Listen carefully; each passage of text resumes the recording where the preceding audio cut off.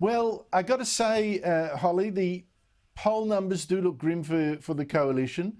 Would winning this election take an even bigger miracle now for the Liberals than winning the last one did?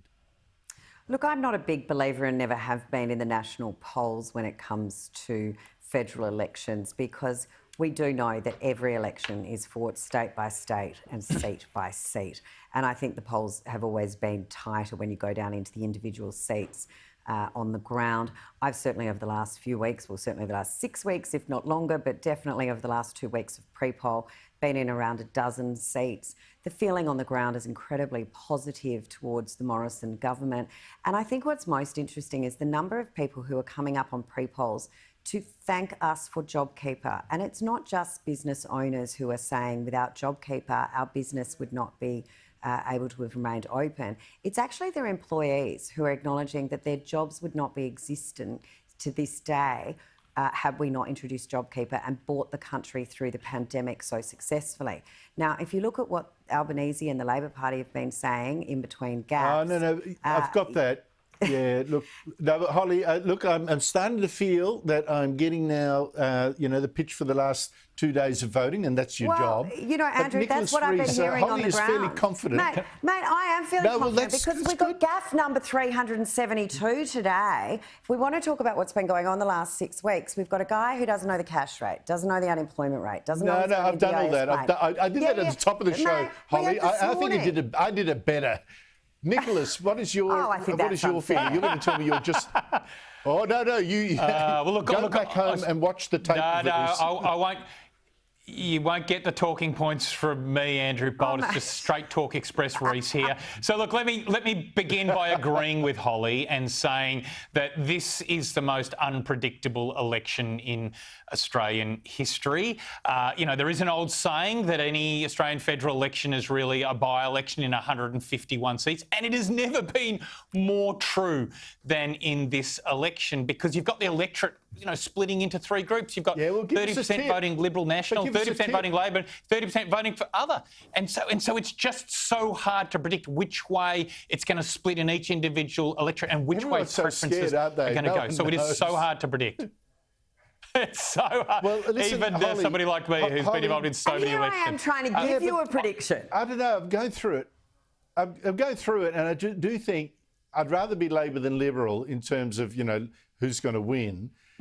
But, Holly, what has been the best moment, do you think, in this campaign for your side, and the worst? I'm going to ask you both so you can both be honest. Best and worst moments of the election campaign?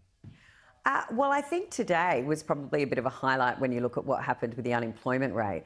That unemployment rate, and I wouldn't like to speak for either of you, but I can tell you the unemployment rate has never been lower in my lifetime. So I'm certainly not 48 plus, and it's 48 years since we've seen an unemployment rate at that level. So that is particularly good news for, I think, the country, let alone the Morrison government, but it is supportive of the economic management that we've had. I do think maybe one of the worst moments, funniest moments, something that happened was actually yesterday when poor Scott fell on top of Luca, who had the best time whilst it was going on. And I heard him this morning being interviewed. He's quite excited by the gear that he's now getting and the $1,000 that's being donated to his club. I do think poor Scott may think that's the worst moment when he nearly took out I don't know how old Luke was, 9-year-old. Yeah, no, I know that, but I actually thought, on balance, that probably worked out for him, and I'll talk about that later in the show. Nicholas, best and worst moment. I would have thought your heart went in your throat on day one when Albanese couldn't name the unemployment rate, and then it would have done it again today, but it's too late in the campaign for the Liberals, maybe, when he didn't know that the borders had been down for 2 months. Look, I think Anthony had a bit of a wobbly start to the campaign, but I think we've seen him certainly hit his stride in his campaign very well, and I think Labor has come home very strongly in this critical last week of the campaign in particular. And there's been a bit of luck come Labor's way as well with the way the issues have flowed. I mean, with inflation rising and real wages stuck in the mire, and therefore real wages falling. Labor's been out there with some ideas, some solutions, whereas Scott Morrison has had no solutions on that whole cost of living. How do you lift people's real wages? Labor's come home strongly, and the Liberals haven't. The Straight Talk Express, Nicholas Reece. There's the talking points, Nico. Holly, I've got to reprimand you, Holly. You were very cruel about that 48-year gag because I have seen unemployment lower, but then I'm substantially older than you. I've got to get it in there some way, Andrew. It was good. No, I think that's actually, the unemployment rate is very, very important. I don't know if it's going to win many votes, but for the health of the country, very important. Well, Holly Hughes, Nicholas Reece, thank you both. It's important for the economy.